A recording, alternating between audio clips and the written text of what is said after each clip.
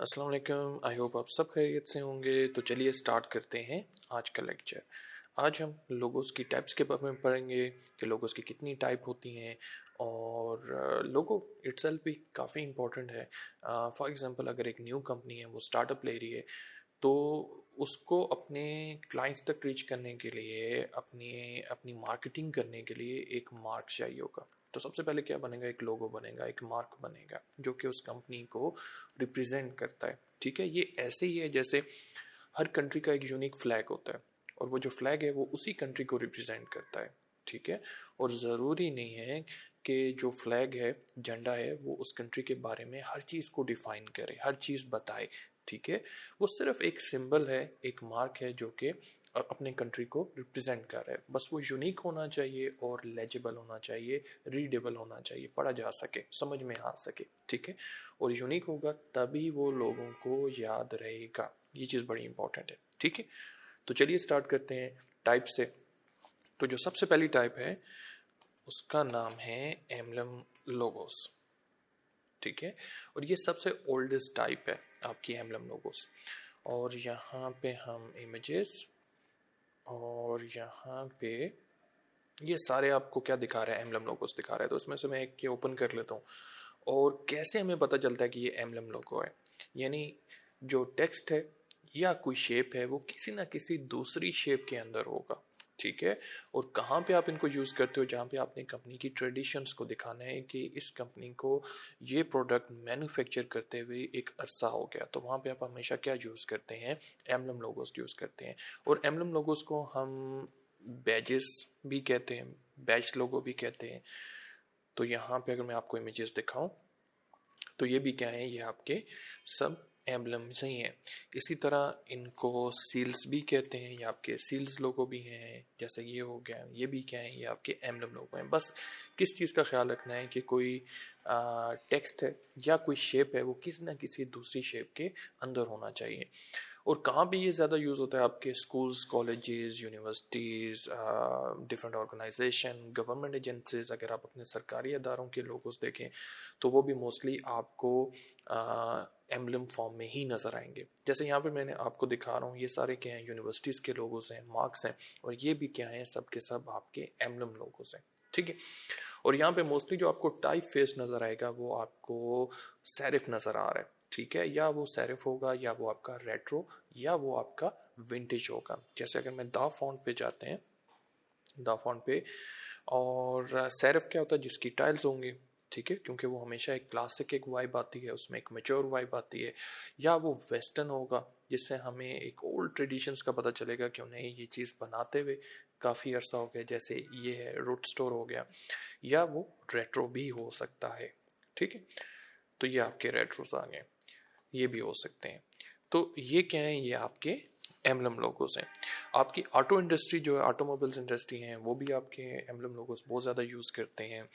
और एक चीज़ का ख्याल रखना है कि अगर आप एक एम्बलम लोगो डिज़ाइन कर रहे हैं और वो काफ़ी कम्प्लेक्स है, काफ़ी उसमें डिटेल्ड है, तो हो सकता है आप उसको डिफरेंट ब्रांड आइडेंटिटीज़ में रिप्लिकेट ना कर सकें। इसका क्या मतलब है कि अगर फॉर एग्जांपल आपने एक मार्क बनाया और उसमें काफ़ी ज़्यादा डिटेल्ड है, और हो सकता है आपने उसको बिज़नेस कार्ड पे भी बनाना है, बिज़नेस कार्ड पे भी वो चीज़ बनेगी, प्रिंट होगी, तो हो सकता है कि वो सही तरह समझ में ना आए क्योंकि उसमें काफ़ी ज़्यादा डिटेल्ड होगी।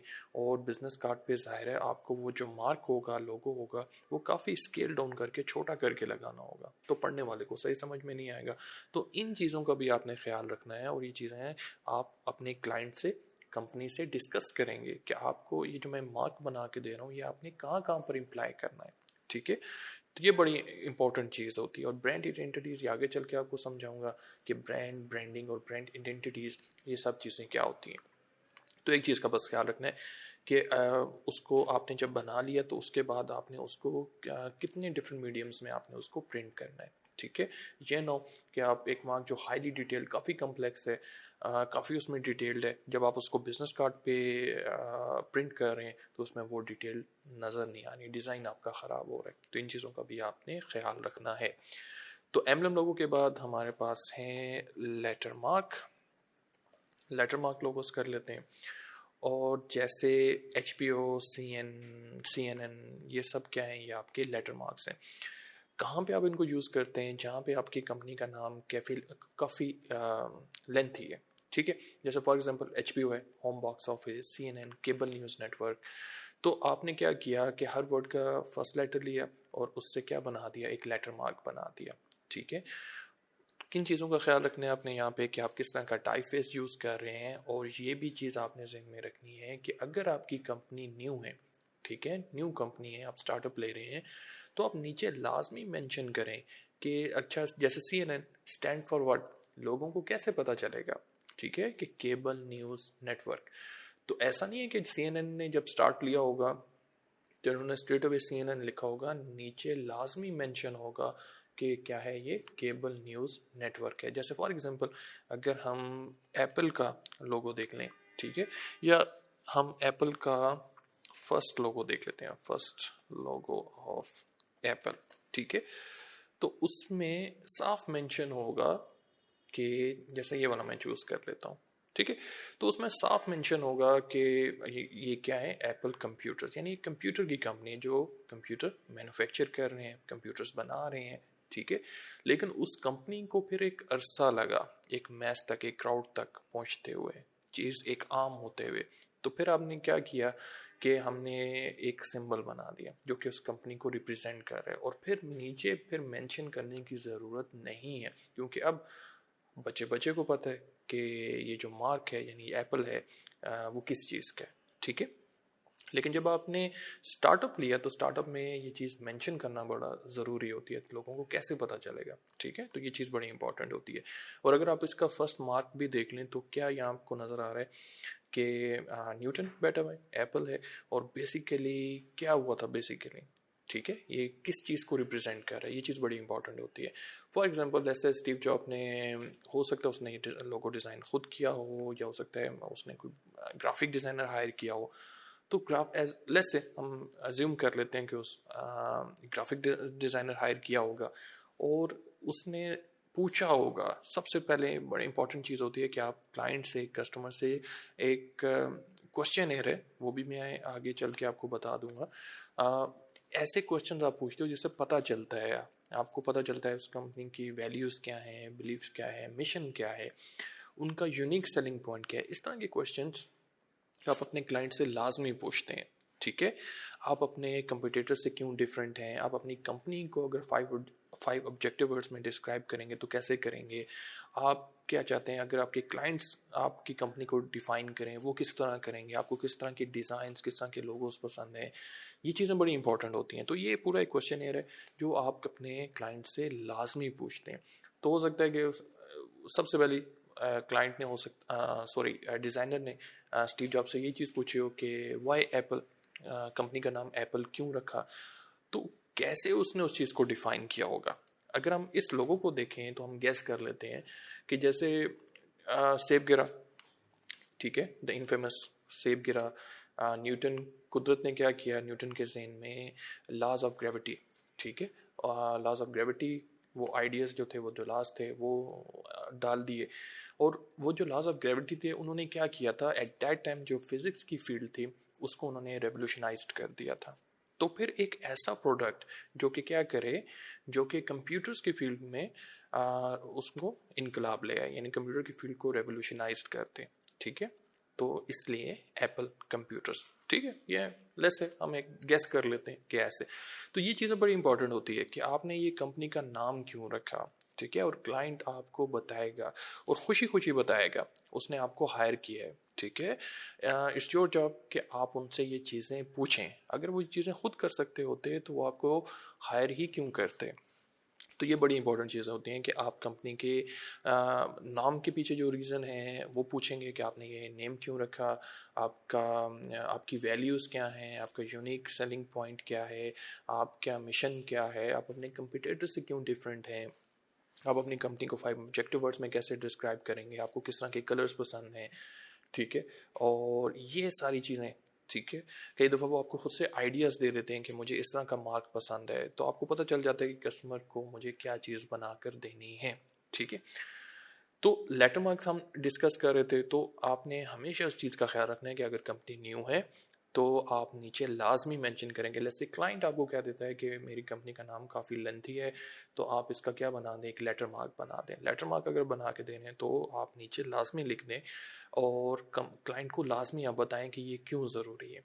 ठीक है, इसी तरह लेटर मार्क की तरह ही हैं, उनको हम मोनोग्राम कहते हैं। तो लेटर मार्क या मोनोग्राम दोनों सेम चीज़ें हैं, लेकिन मोनोग्राम थोड़े से ज़्यादा कॉम्प्लिकेटेड होते हैं। ठीक है, जैसे यहाँ पे आपको लुइस विटॉन का नज़र आ रहा है, ठीक है, न्यूयॉर्क का है, थोड़ी सी ज़्यादा स्टाइलिश होंगे। ठीक है, जैसे RF है।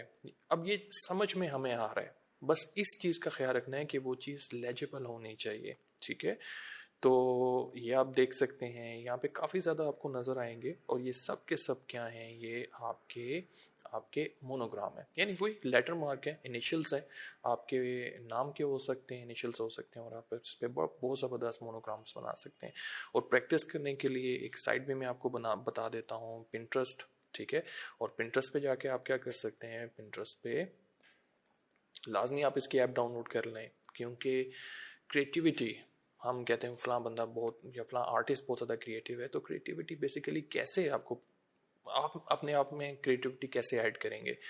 ठीक है, तो सिर्फ आपने क्या करना है, डिज़ाइंस देखने हैं, बनाने हैं, और कुछ भी नहीं करना। वो चीज़ें at the back of your head आपके दिमाग में कहीं ना कहीं सेव होती जाएंगी, बैठती जाएंगी। ठीक है, जैसे यहाँ पर मैं पिंटरेस्ट पर यहाँ पे मैं लिख लेता हूँ कि मुझे क्या देखनी है, मुझे मोनोग्राम देखनी है। अब ये फ्री पिक की तरह नहीं है, फ्री पिक पे हमें वेक्टर्स मिल जाते हैं, हम उनको डाउनलोड करके एडिट कर सकते हैं। ठीक है, पिंटरेस्ट पे ये भी आप समझ लें कि एक किस्म की पोर्टफोलियो साइट है, जिस पे आप अपना काम अपलोड कर सकते हैं और हर बंदा उसको देख सकता है, आप उनसे इंस्पायरेशन ले सकते हैं। ठीक है, मकसद क्या है, इंस्पायर होना, कि अच्छा ये डिज़ाइन ऐसा भी बन सकता है। जैसा अगर फॉर एग्जांपल आपके पास ये यहाँ पे लिखा हुआ है प्रोटेक्ट पोस्टर्स। ठीक है, इसको मैं अलाउ कर देता हूँ। ठीक है, तो आपको पता चल जाएगा कि अच्छा अगर मुझे मोनोग्राम बनाना है तो मेरे पास क्या ऑप्शंस हैं। और अगर मैं नीचे यहाँ पर आता हूँ तो मेरे पास ये ख़त्म नहीं होंगे design, it's just like a rabbit hole, यानी और डिज़ाइंस आपको मिलते जाएंगे, कहीं पे ये चीज़ आपको एंड होती हुई नज़र नहीं आएगी। तो यहाँ पे बहुत ज़्यादा डिज़ाइंस हैं, उनको बेशक आप एज इट इज़ बनाओ। ठीक है, फिर अपना इनपुट उसमें आप ऐड करो। ठीक है, कि अच्छा मुझे उसमें थोड़ी सी चेंजेस करनी है, मैं किस तरह कर सकता हूँ। तो वो चीज़ें क्या होंगी, वो आपकी क्रिएटिविटी में ऐड होती जाएंगी। ठीक है, आप अपने नाम से लेकर के आप बना सकते हैं। जैसे फॉर एग्जांपल अगर आपका नाम M और G से स्टार्ट हो रहा है, जैसे फॉर एग्जांपल हम मोहम्मद गुलाम कर लेते हैं, इस तरह कर लेते हैं, तो MG बेहतरीन, आपका ये कैप्सूल शेप में आपका मोनोग्राम रेडी हो जाएगा।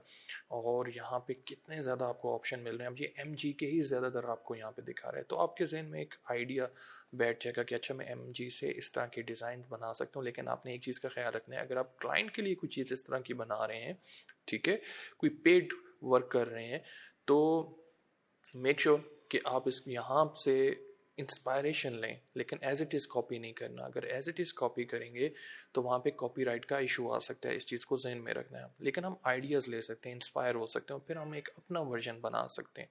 ठीक है, जैसे यहाँ पर आप ये देखें कितना ज़बरदस्त है M और G। ठीक है, तो ये भी क्या है, लेटर मार्क है, बस इनको मोनोग्राम इसलिए कहते हैं, ये थोड़े से क्या है, ये ज़्यादा आपको उसमें स्टाइलिश फॉर्म में ज़रा ज़्यादा नज़र आते हैं। ठीक है, उसके बाद हमारे पास जो टाइप है वो है वर्ड मार्क की। ठीक है, वर्ड मार्क लोगोस, और जैसे यहाँ पर हम देख लेते हैं, जैसे गूगल है, FedEx, Coca Cola, Toys R Us, और कहाँ पे आप इनको यूज़ करते हैं, जहाँ पे आपकी कंपनी का नेम बड़ा डिस्टिंक्ट है, कैची है, मेमोरेबल है, वहाँ पे आप वर्ड मार्क को यूज़ कर सकते हैं। और किन चीज़ों का आपने ख्याल रखना है कि आप कौन सा टाइपफेस यूज़ कर रहे हैं। ठीक है, जैसे गूगल है, गूगल ने geometric typeface sans serif use किया हुआ है, आई थिंक फटूरा ही यूज़ किया हुआ है, और उसको थोड़ा सा आप बाद में कस्टमाइज़ कर सकते हैं। ठीक है, इसी तरह कोका कोला का है, तो एक ऐसा टाइपफेस आप चूज़ करेंगे जो कि ट्रेंडिंग रहे। ठीक है, जैसे मैंने आपको टाइपोग्राफी की जो PDF थी उसमें जो टाइप फेसेस मेंशन थे वो आपके मोस्ट इंपॉर्टेंट टाइप फेसेस हैं, और ऐसे टाइप फेसेस हैं जो कि हमेशा ट्रेंडिंग में रहेंगे। ये चीज़ें इनमें रखनी है। ठीक है, तो इस तरह, और हमेशा आप सर्च कर लिया करें ठीक है, अपने आप को अप टू डेट रखने के लिए कि ये give me best serif fonts 2023। ठीक है, इससे क्या होता है कि आपको पता चल जाता है कि अच्छा इस टाइम कौन से अच्छे टाइप है, और काफ़ी ज़्यादा आपको यहाँ पे देखा ये वेबसाइट्स आपको लिंक्स मिल जाएंगे। ठीक है, क्योंकि ज़ुबानी हमें नाम याद नहीं रहते, तो जब भी आप किसी प्रोजेक्ट पे काम कर रहे हैं आपको टाइपफेस यूज़ करने हैं, लाजमी आप सर्च कर लें, आप साई-फाई सेरिफ अगर यूज़ करने हैं उस तरह सर्च कर सकते हैं, तो आपको यहाँ पे ये काफ़ी ज़्यादा इस तरह के टाइप फेसेस मिल जाएंगे जिनको आप अपने प्रोजेक्ट में यूज़ कर सकते हैं। ठीक है, और आजकल अगेन इनका trend maximalist type faces, retro type faces का ट्रेंड दोबारा से वापस आ रहा है, तो यहाँ पे ये सारे टाइप फेसेस आपको यहाँ पे ये मिल जाएंगे। तो यहाँ पे मैं इसको क्लोज करता हूँ, और उसके बाद वर्डमार्क वहाँ पे भी आई थिंक अच्छे रहते हैं जहाँ पे आपकी कंपनी न्यू है। ठीक है, क्योंकि ज़रा आपने अपना नाम मार्केट में एक नाम बनाना है। ठीक है, तो उसके लिए भी आप वर्ड मार्क बड़े इंपॉर्टेंट होते हैं। बस एक चीज़ का ख्याल रखना है कि नाम आपका काफ़ी लेंथी नहीं होना चाहिए, अगर लेंथी हो तो फिर आप उसका क्या बना सकते हैं, लेटर मार्क बना सकते हैं। इसके बाद हमारे पास है पिक्टोरियल। ठीक है, पिक्टोरियल को ब्रांड मार्क भी कहते हैं, लोगो सिंबल भी कहते हैं, और जैसे यहाँ पे हम यूज़ कर लेते हैं जैसे ये। ठीक है, जैसे एप्पल का एप्पल हमें समझ में आ रहा है। ठीक है, ट्विटर का ट्विटर बर्ड, और टारगेट का टारगेट का आइकन।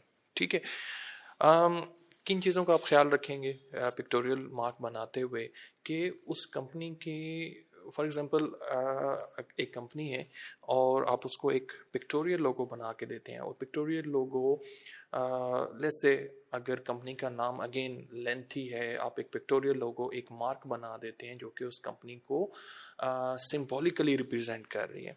ठीक है, लेकिन अगर आप पिक्टोरियल मार्क बना के दे रहे हैं, आपने क्लाइंट से लाजमी ये चीज़ें डिस्कस करनी है कि आप इसकी अगेन इसको कहाँ कहाँ पे आप इम्प्लाई करेंगे। ठीक है, इसकी इम्प्लीकेशंस कहाँ कहाँ पर है, ये चीज़ बड़ी इंपॉर्टेंट होती है। जैसे फॉर एग्जांपल अगेन मैं आपको जॉन डियर का अगर हम लोगो देख लें, जॉन डियर लोगो।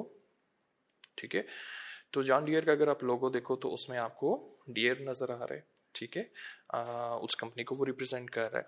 इसी तरह अगर हम स्नैपशॉट का लोगो देख लें, ठीक है, और स्नैपशॉट का अगर हम लोगो देखें तो वो बेसिकली क्या है, गोस्ट है, और जैसे ये स्नैपशॉट गोस्ट है, और बेसिकली वो बता रहा है उस लोगो से हमें पता चल जाता है कि वो बेसिकली कंपनी क्या करती है, वो प्रोडक्ट है क्या चीज़।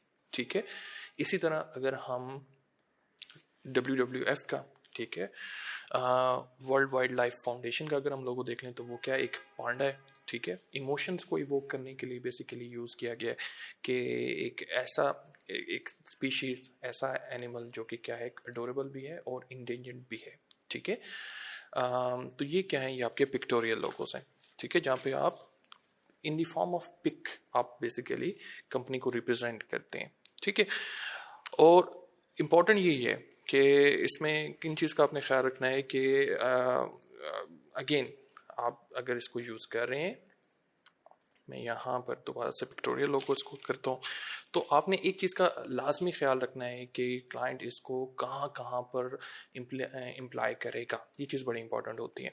ठीक है, और उसके बाद अगर फॉर एग्जांपल आपकी कंपनी का नेम लेट्स से हम कर लेते हैं कि उर्दू में है।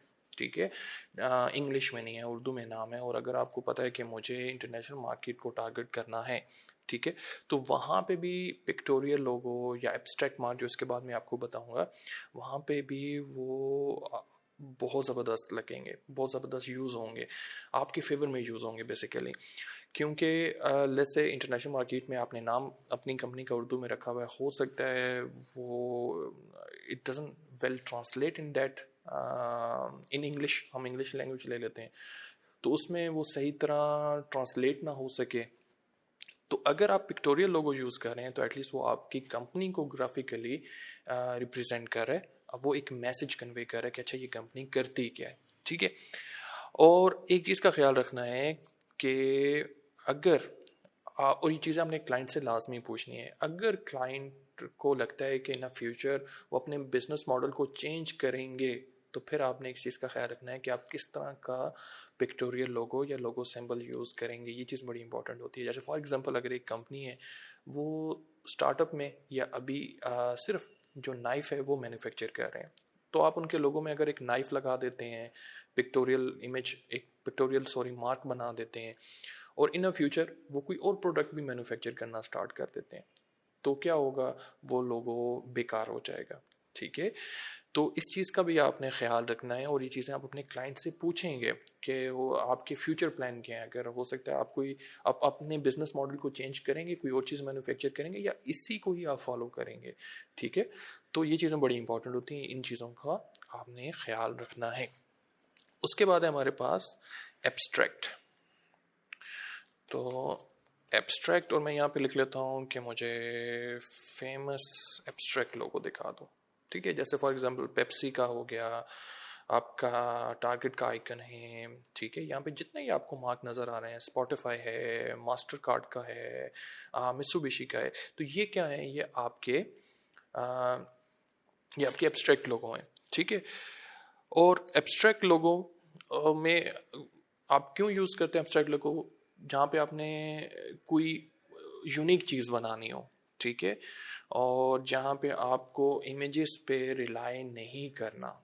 ठीक है, तो वहाँ पे आप क्या बना सकते हैं, एब्स्ट्रैक्ट लोगोस बना सकते हैं, जहाँ पे आप कंपनी को, जैसे पिक्टोरियल लोगो में क्या होता है कि आप ग्राफिकली कंपनी के बारे में बताते हैं कि ये कंपनी क्या चीज़ बना रही है, क्या प्रोडक्ट मैन्युफैक्चर कर रही है। उसी तरह एब्स्ट्रैक्ट मार्क में सिंबॉलिकली आप बता सकते हैं कि ये कंपनी क्या चीज़ करती है। जैसे अगर पेप्सी का लोगो देखें तो ये बेसिकली क्या बनाते हैं, ये सॉफ्ट बेवरेज बनाते हैं, सॉफ्ट ड्रिंक बनाते हैं, लेकिन इसके मार्क में कहीं पे भी हमें वो सॉफ्ट ड्रिंक, बेवरेजेस, लिक्विड उस तरह यानी वो चीज़ हमें नज़र नहीं आती। तो ये सिंबॉलिकली उस चीज़ को रिप्रेजेंट कर रहा है। इसी तरह अगर हम नाइकी की स्विच देख लें तो क्या है, आप इमोशंस को इवोक कर रहे हैं। ठीक है, तो ये जो स्विच है ये किस चीज़ को इम्प्लाई कर रही है, किस चीज़ को रिप्रेजेंट कर रही है, फ्रीडम को, मूवमेंट को रिप्रेजेंट कर रही है। तो वहाँ पे आप क्या यूज़ कर सकते हैं, एब्स्ट्रैक्ट लोगोस बना सकते हैं। ठीक है, उसके बाद है हमारे पास मैस्केट। मैस्केट क्या होते हैं, करेक्टर होते हैं, कलरफुल कार्टूनिश करेक्टर्स होते हैं। ठीक है, और कहाँ पे आप इनको यूज़ करते हैं, जहाँ पे आपकी कंपनी फन से, फूड से, इंटरटेनमेंट से अगर उसका लिंक है तो बिलोंग करती है, तो वहाँ पे आप क्या यूज़ कर सकते हैं, मैस्केट लोगोस यूज़ कर सकते हैं। अगर आपकी कंपनी एक सीरियस बिजनेस है, जैसे फॉर एग्जांपल लॉ फर्म हो सकती है, इंपोर्ट एक्सपोर्ट हो सकती है, कोई आईटी की कंपनी हो सकती है, जहाँ पे इट साउंड्स कि वो मैच्योर एक होनी चाहिए, तो वहाँ पे आप हमेशा मैस्केट लोगो यूज़ नहीं करेंगे। जहाँ फन, एंटरटेनमेंट, स्पोर्ट्स से रेलेवेंट है तो वहाँ पे आप क्या यूज़ कर सकते हैं, मैस्केट लोगोस यूज़ कर सकते हैं। जैसे आप KFC देख लें, यहाँ पे भी है KFC का, यहाँ पे भी है KFC। ठीक है, और अगर आप इन करेक्टर को देखें तो बड़े फन आपको और वेलकमिंग उसमें नज़र आएंगे। ठीक है, मैकडोनल्ड का अगर आप देख लें, ये जोकर है, और किसको अट्रैक्ट करेगा, बच्चों को, फैमिलीज़ को अट्रैक्ट करेगा। ठीक है, और अगर आप एक और चीज़ देखें, जितने भी आपके ये फास्ट फूड टेकअवेज हैं, फास्ट फूड देख लें, ये मैकडोनल्ड देख लें, वेंडीज़ देख लें, KFC देख लें, तो इन में आपको रेड कलर काफ़ी प्रोमिनेंट नज़र आएगा। इवन अगर आप इनकी फ्रेंचाइज पे भी जाएं, कहीं पे भी जाएंगे, तो इनके अंदर आपको वहाँ आप जब जाएंगे तो रेड कलर सबसे ज़्यादा प्रोमिनेंट नज़र आएगा। क्यों? क्योंकि रेड कलर से भूख लगती है। ठीक है, तो अगर भूख लगेगी तो ज़्यादा ऑर्डर आप करेंगे, तो ये चीज़ भी बड़ी मैटर करती है। तो यहाँ पे भी आपने एक चीज़ का ख्याल रखना है। ठीक है, कि अगर आप काफ़ी हाईली डिटेल्ड एक मैस्केट लोगो बना रहे हैं, और फिर अगेन अगर आपको उसको डिफरेंट मीडियम्स में प्रिंट करना है, डिफरेंट ब्रांड आइडेंटिटीज़ में प्रिंट करना है, बिजनेस कार्ड पे प्रिंट करना है, तो आप ये लाजमी पहले चेक कर लेंगे कि क्या वो चीज़ सही तरह प्रिंट हो सकती है कि नहीं हो सकती। जैसे आपकी ये लीग्स के मैचेस होते हैं, 2020 के मैचेस होते हैं, तो हर एक टीम का क्या एक मैस्केट है। ठीक है, आई थिंक लाहौर कलंदर है, तो उनका क्या है, वो एक इसी तरह पेशावर ज़ल्मी इनका वो टर्बन है, तो वो क्या है, उसी पे वो मर्च बना लेते हैं, उसी को मर्चेंडाइजिंग भी कर सकते हैं, उसको वो प्रिंट कर सकते हैं कैप्स पे, टी शर्ट्स पे, और वहाँ से भी वो क्या कर सकते हैं, रेवेन्यू जनरेट कर सकते हैं। ठीक है, तो एक चीज़ का ख्याल रखना है कि आपका बिजनेस फन, स्पोर्ट, फूड, इनसे एंटरटेनमेंट, इससे रेलिवेंट होना चाहिए, सीरियस नहीं होना चाहिए। और अगर आप एक हाईली डिटेल्ड, काफ़ी ज़्यादा कॉम्प्लिकेटेड अगर एक डिज़ाइन बना रहे हो तो आपने ये भी मेक श्योर कर लेना है कि अगर हम इसको डिफरेंट मीडियम्स में प्रिंट करेंगे, टी शर्ट्स पे या कैप्स पे, बिजनेस कार्ड पे, ब्रोशर्स पे, तो क्या ये ठीक लगेगा या नहीं लगेगा, ये भी चीज़ बड़ी मैटर करती है। उसके बाद है कम्बिनेशन लोगो, ठीक है। और ये सबसे सक्सेसफुल लोगोज होते हैं और इनको कम्बिनेशन लोगो इसलिए कहा जाता है कि पहले जितनी टाइप्स हमने की, आई थिंक कम्बिनेशन तक ये 7 टाइप्स हो जाती हैं और ये आपकी मेन 7 टाइप्स हैं लोगोस की, ठीक है। तो कम्बिनेशन यानी अब तक जितनी पहले हमने टाइप्स पढ़ी उन सबको कंबाइन करके आप क्या बना देते हैं, कम्बिनेशन लोगो बना देते हैं। जैसे अगर आप और इसको आप कहीं पे भी लिटरली आप इसको किसी भी फील्ड में यूज़ कर सकते हैं। जैसे आप पिज़्ज़ा हट देख लें तो ये कम्बिनेशन है किसका, हट आपको ये समझ में आ रहा है तो ये पिक्टोरियल भी है और आपको यहाँ पे पूरा नाम एज इट इज़ नज़र आ रहा है, वर्ड मार्क भी है। टारगेट आप देख लें तो इससे कम्बिनेशन ऑफ अब्स्ट्रैक्ट का और नाम एज इट इज़ है तो वर्ड मार्क का भी आपको नज़र आएगा, ठीक है। तो आप रोलेक्स देख लें, again it's a combination of, अब आपको अगर वो पिक समझ में आ रही है एज इट इज़ तो वो क्या है, वो पिक्टोरियल है, ठीक है। मास्टर कार्ड का अगर आप देखोगे तो वो क्या है, सिंबॉलिकली उस चीज़ को रिप्रेजेंट कर रहा है तो वो एब्स्ट्रैक्ट है, ठीक है। तो इनको क्या कहते हैं, कम्बिनेशन लोगो। फिर कुछ और भी टाइप्स हैं, ये मेन 7 टाइप्स हैं आपकी लोगोस की, लेकिन कुछ और टाइप्स भी हैं जो कि इंपॉर्टेंट है, वो भी मैं आपको बता देता हूँ। जैसे आप मिनिमल लोगो देख लें, ठीक है। और जो पीडीएफ मैंने बनाई हुई है उसमें मैंने मेन ये 7 टाइप्स को ही मेंशन किया हुआ है, वही सारी मेन उसमें मेंशन है 7 टाइप्स। तो इसके अलावा मिनिमल लोगोस अगर आप देख लें तो ये मिनिमल है जिसमें आप मिनिमल शेप्स को यूज़ कर रहे हैं, टाइफेस को यूज़ कर रहे हैं, कलर्स को यूज़ कर रहे हैं, ठीक है। और 2019 से ये काफ़ी ज़्यादा ये ट्रेंडिंग में थे, काफ़ी ज़्यादा इनका स्कोप है। तो ये क्या है, ये आपके मिनिमल्स हैं। और यहाँ पे आप देख सकते हैं ज़रूरी नहीं है कि वो सिर्फ स्ट्रोक हो, फिल भी हो सकते हैं, बस वो मिनिमल फॉर्म में होते हैं, ठीक है। बड़े सिंप्लीफाई होते हैं, कम से कम उनमें कलर्स यूज़ होते हैं, कम से कम उसमें शेप्स यूज़ होती हैं, बड़ी मिनिमल शेप्स यूज़ होती हैं। तो ये सब क्या है, ये आपके आपके मिनिमल लोगोस हैं, ठीक है। इसी तरह नेगेटिव स्पेसिंग लोगोस होते हैं, बहुत मज़े के होते हैं नेगेटिव स्पेसिंग लोगोस। और यहाँ पे अगर आप देखो तो जैसे ये मैं दिखा देता हूँ, फॉक्स चेस पब्लिशर। और हमेशा जो भी आप मार्क बनाओगे सबसे इम्पोर्टेंट उसमें चीज़ क्या होता है, उसका नाम, कंपनी का नेम, लोगो का टाइटल, वो बड़ा इंपॉर्टेंट होता है। तो आपने हमेशा टाइटल को सामने रख कर ही लोगो डिज़ाइन करना है। अगर आप कोई और ऐसी चीज़, पहले आपने एक लोगो बना दिया और बाद में आपको समझ में आया कि अच्छा यार इसका नाम ये था, और वो चीज़ आपस में जब रिलेट ही नहीं कर रहे होंगे तो वो डिज़ाइन आपका फेल होगा। तो एक चीज़ का ख्याल रखना है, हमेशा नाम को कंसिडर करना है और नाम को सामने रख कर ही आप डिज़ाइन करोगे, ठीक है। तो यहाँ पे अगर आप देखो तो ये चीज़, और इसमें बेसिकली क्या होता है, 2 शेप्स होती हैं, एटलीस्ट 2 शेप्स होती हैं, 2 से ज़्यादा भी हो सकती हैं। 2 शेप्स होंगी और आप यही समझ लो कि एक शेप बड़ी होगी, एक छोटी होगी, छोटी वाली को बड़ी वाली में से माइनस कर दिया, कट कर दिया। जैसे यहाँ पर आप देखो फॉक्स चेस पब्लिशर, तो इसमें क्या है, फॉक्स हमें नज़र आ रही है और ये क्या है, पब्लिशर, पब्लिश करते हैं। तो यहाँ पे देखा आपको पेन की निब भी नज़र आ रही है, तो दोनों चीज़ें उसमें क्लियर होगी। इसी तरह अगर आप यहाँ पे देखो टेकी टॉक, ठीक है। तो यहाँ पे क्या है कि पर्सन भी बना हुआ है और यहाँ पे देखा ऐसे ये कोट भी है, या आप कह लें कि ऐसे माउस बने हुए हैं और वो बोल रहे हैं, बात कर रहे हैं, वो चीज़ आपने देखा, मैसेज कन्वे हो गया।